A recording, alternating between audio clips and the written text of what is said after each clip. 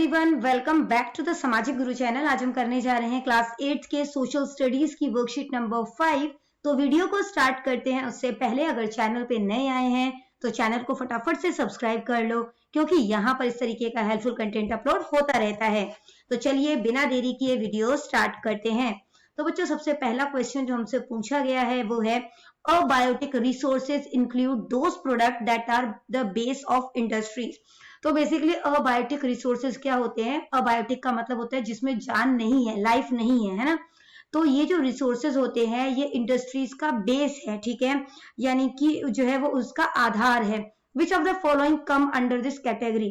तो इनमें से कौन सा जो है वो इस कैटेगरी में आता है, यानी कि अबायोटिक रिसोर्सेज है? तो आंसर है मिनरल्स, ठीक है, यानी कि खनिज पदार्थ। अगला क्वेश्चन देखो जो कि है, soil is an important factor for the germination and growth of plants. यानी जो मिट्टी है ना, वो पौधों के जो है जर्मिनेशन के लिए यानी कि अंकुरण के लिए और पौधों की ग्रोथ के लिए एक इंपॉर्टेंट फैक्टर है। It's formation is a continuous process, और जो इसकी निर्माण प्रक्रिया है वो निरंतर चलती रहती है। Which of the following factors play a role in the formation of soil? यानी कि निम्नलिखित में से कौन सा कारण है जो कि मिट्टी के निर्माण में भूमिका निभाते हैं? तो आंसर है इसका कि क्लाइमेट भी निभाता है, ठीक है, पेरेंट रॉक, इसके अलावा प्लांट्स और दूसरे क्रिएचर्स। तो आंसर हो जाएगा ऑल ऑफ द अबव, यानी कि उपरोक्त सारे। इसके बाद क्वेश्चन देखते हैं, question number 3। This is an organic substance found in the sedimentary rock. यानी कि ये एक जैविक पदार्थ है जो कि सेडिमेंट्री रॉक यानी कि अवसादी चट्टानों में पाया जाता है। It is used in machines, automobiles and industries. तो ये जो है ना, इसका जो है वो बेसिकली कह सकते हो जो यूज है वो मशीनों में, मोटरों में और इंडस्ट्रीज में किया जाता है। It is formed by the decomposition of plant, animals and other creature in the sedimentary rock.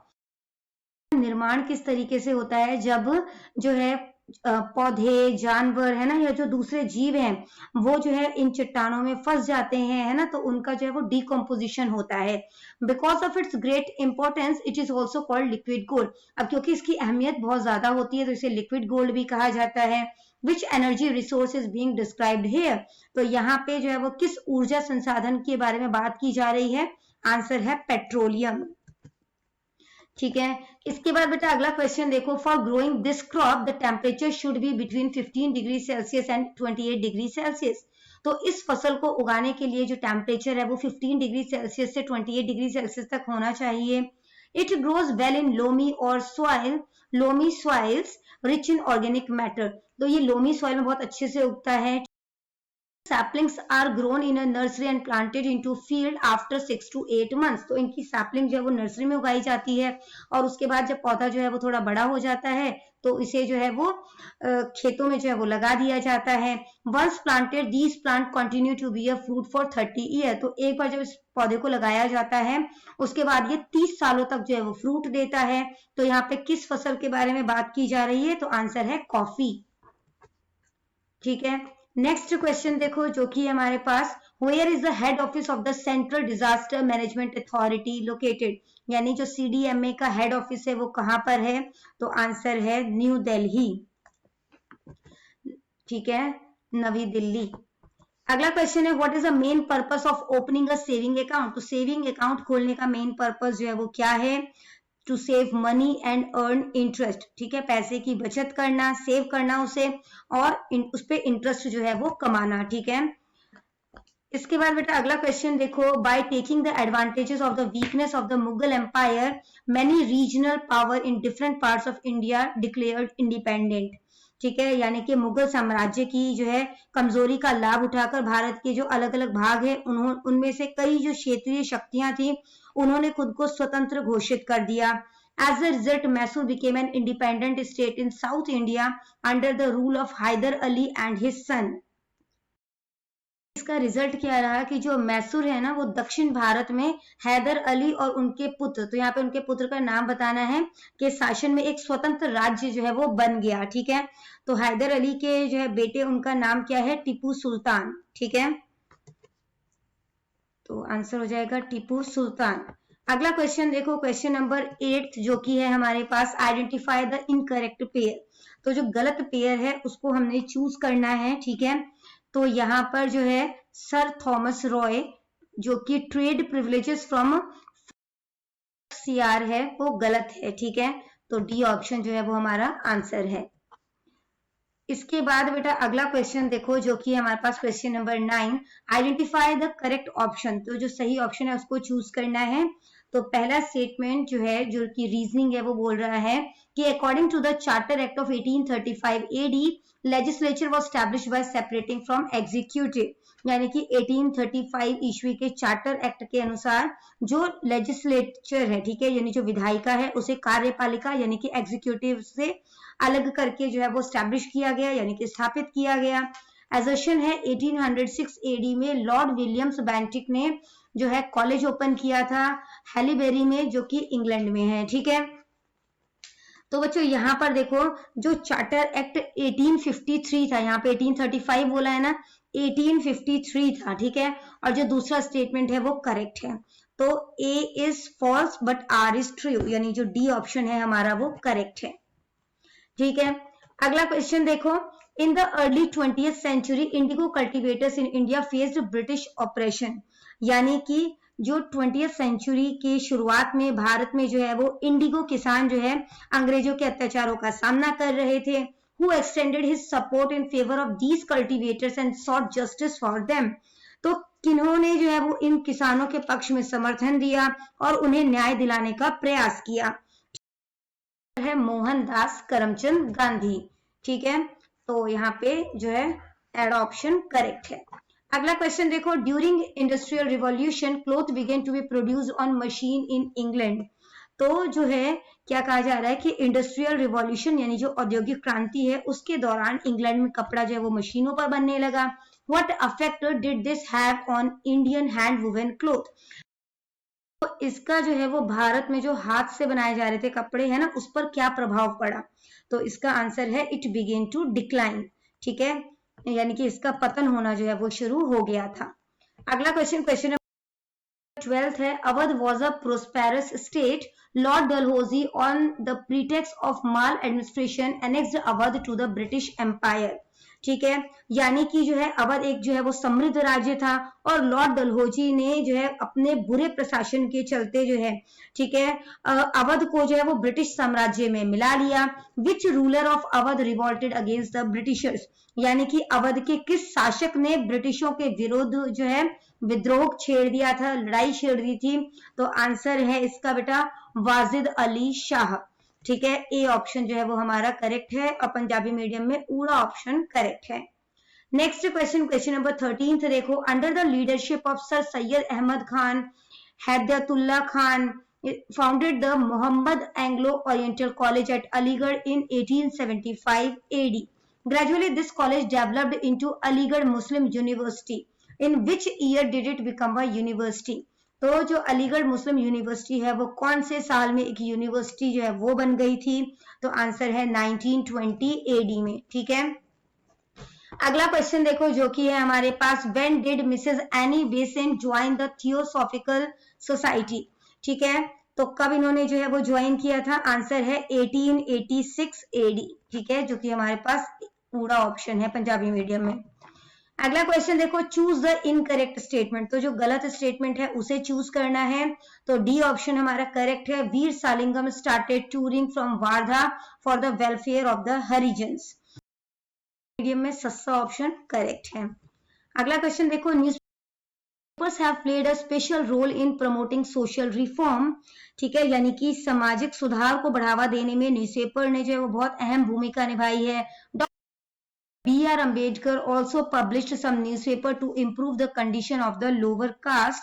What were the names of those newspaper? ठीक है, तो डॉक्टर B.R. अम्बेडकर ने भी निचली जातियों की स्थिति को सुधारने के लिए कई समाचार पत्र जो है वो पब्लिश किए थे, ठीक है। तो उनके नाम जो है वो कौन कौन से हैं, तो ये सारे ही हैं, ठीक है। मूक नायक, बहिष्कृत भारत और जनता। तो आंसर है ऑल ऑफ दीज, ठीक है, यानी कि उपरोक्त सारे। अगला क्वेश्चन देखो, चूज द इनकरेक्ट पेयर। तो जो गलत पेयर है उसे चूज करना है आपने, ठीक है। तो देखो पार्लियामेंट हाउस जो है वो कोलकाता में बता रहे हैं, तो ये गलत है ना, वो दिल्ली में है। अगला क्वेश्चन में भी आंसर टिक कर लेते हैं, ठीक है। इसके बाद बेटा अगला क्वेश्चन देखो, क्वेश्चन नंबर 18 जो कि है हमारे पास, the given picture shows a monument built in Chennai in 1939 AD in memory of the soldiers who were martyred in the first world war. यानी कि फर्स्ट वर्ल्ड वॉर में जिन्होंने शहीदी प्राप्त की थी, है ना, उनको याद करते हुए जो है वो यहाँ पर जो है 1939 में ये मॉन्यूमेंट जो है वो बनवाया गया था।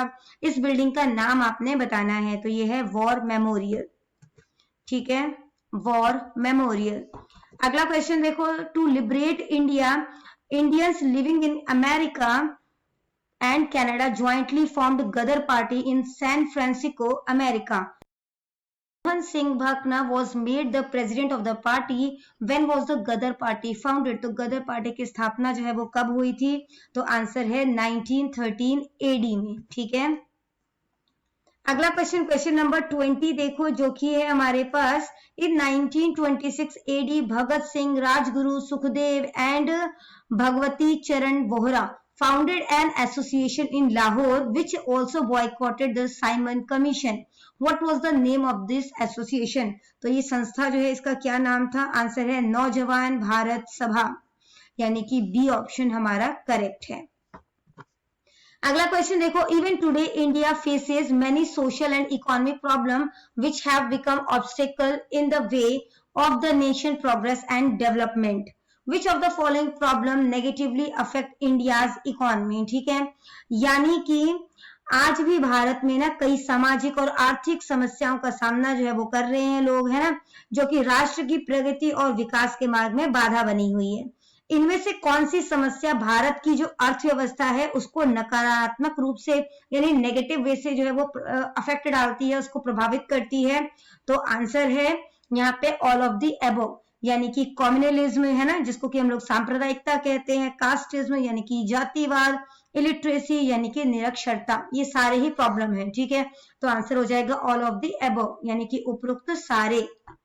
अगला क्वेश्चन, क्वेश्चन नंबर 22 देखो, जो कि है the Indian constitution was passed on 26 November 1949 AD, यानी कि भारत का जो संविधान है वो 26 नवंबर 1949 ईस्वी को पारित किया गया and came into force on 26 जनवरी 1950, और इसे जो है वो 26 जनवरी 1950 को लागू कर दिया गया है ना।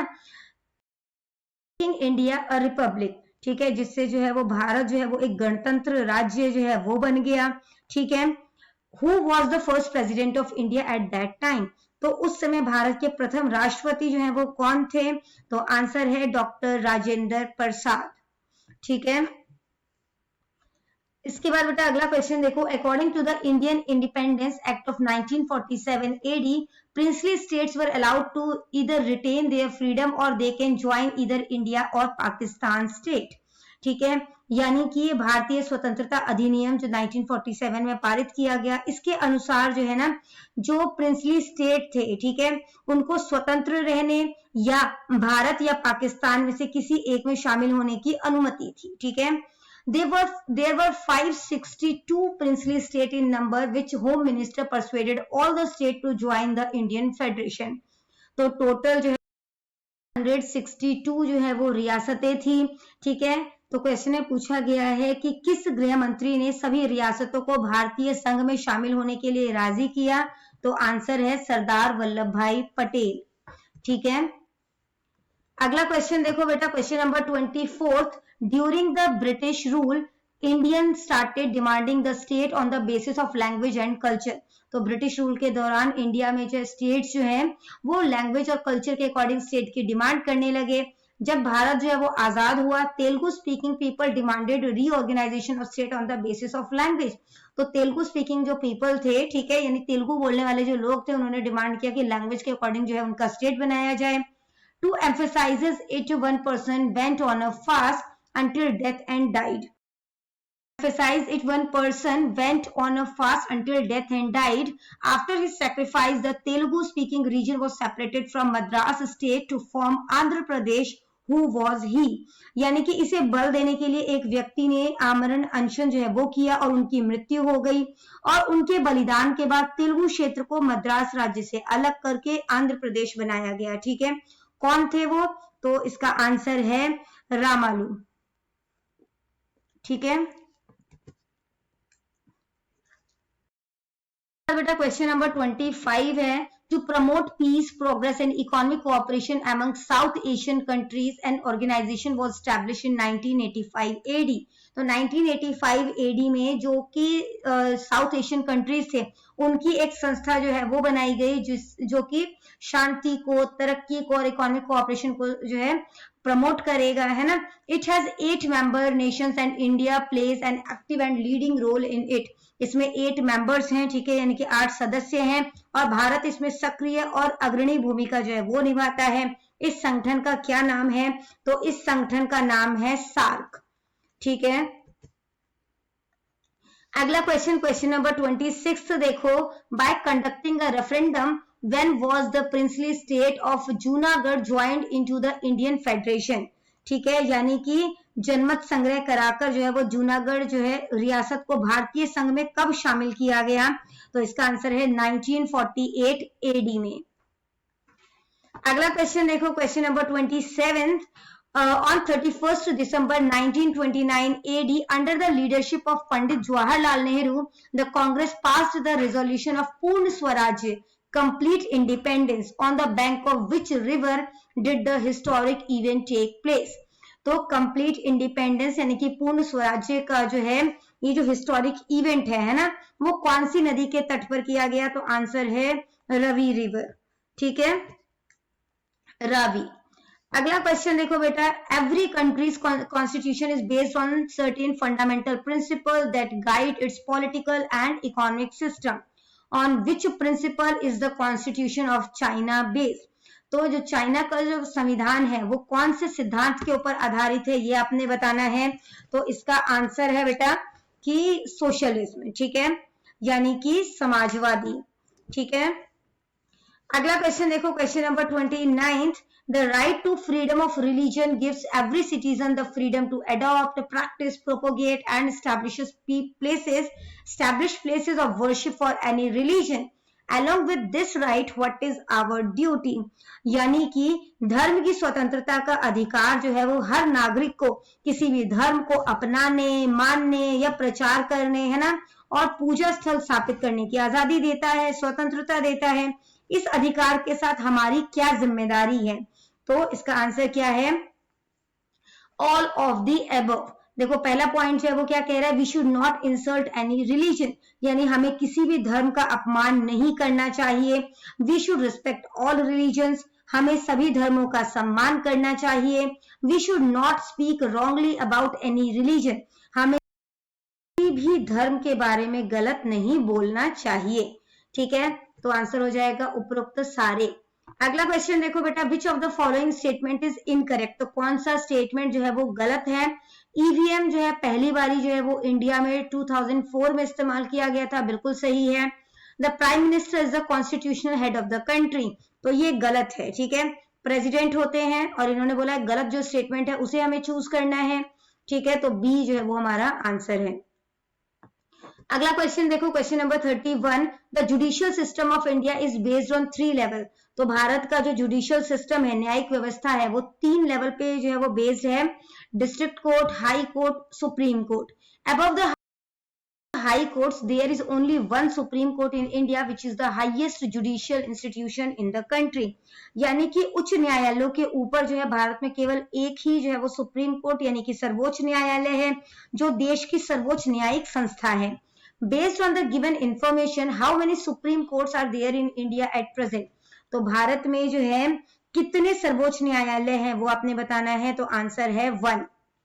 ठीक है, एक अगला क्वेश्चन देखो, under which article of the constitution are seats reserved for the scheduled caste and scheduled tribe in the Lok Sabha and state legislative assemblies in proportion to their population, यानी कि संविधान के किस अनुच्छेद के तहत जो अनुसूचित जाति हैं, ठीक है, और अनुसूचित जनजातियां हैं, उनके लिए लोकसभा और राज्य विधानसभाओं में उनकी जनसंख्या के अनुपात में सीटें आरक्षित की गई है। तो आंसर है बेटा कि आर्टिकल जो है वो 330 भी है, 332 भी है। ठीक है, तो जो है बोथ ए एंड बी जो है वो इसका आंसर हो जाएगा। ठीक है, अगला क्वेश्चन देखो बेटा, जो कि है पास कि seats are reserve for women in the Lok Sabha and the state legislative assemblies.